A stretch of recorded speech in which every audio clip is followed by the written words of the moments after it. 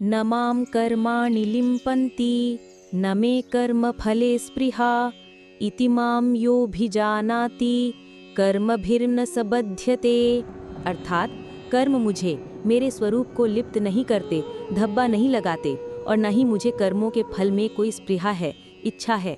इस प्रकार जो मुझे तत्व से जान लेता है वह भी कर्मों के बंधन से नहीं बंधता। ये श्लोक भगवान की दिव्य स्थिति और उसे जानने के अद्भुत फल का वर्णन करता है। 1. भगवान की अनासक्ति। कृष्ण अपने अकर्ता होने का कारण बताते हैं। न मां कर्माणि लिम्पन्ति। कर्म मुझे लिप्त नहीं करते।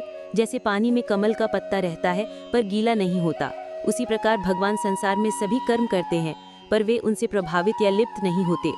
न में कर्म फले स्पृहा। ऐसा क्यों है? क्योंकि उन्हें कर्म के फल की कोई इच्छा स्पृहा नहीं है। वे पूर्ण हैं, उन्हें कुछ भी पाने या खोने की चिंता नहीं है। वे केवल अपनी लीला और लोक कल्याण के लिए कर्म करते हैं। 2. उपासक का फल कर्मभिर्न स बध्यते। यह इस श्लोक का सबसे महत्वपूर्ण संदेश है। कृष्ण कहते हैं कि जो कोई मुझे इति यानी ऊपर बताए गए रूप में तत्व से जान लेता है, उसे क्या मिलता है? कर्मभिर्न स बध्यते। वह भी कर्मों के बंधन से नहीं बंधता। इसका अर्थ है कि जब हम यह समझ जाते हैं कि हमारे आदर्श भगवान स्वयं अनासक्त होकर कर्म करते हैं, तो हम भी उन्हीं का अनुसरण करके अनासक्त कर्म करना सीख जाते हैं।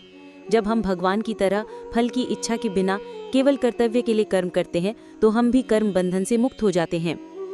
श्लोक का सार: भगवान कर्म के बंधन में इसलिए नहीं बंधते क्योंकि उन्हें फल की कोई इच्छा नहीं है।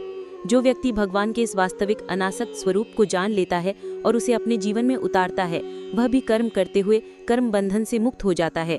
ये ज्ञान ही मुक्ति का साधन है।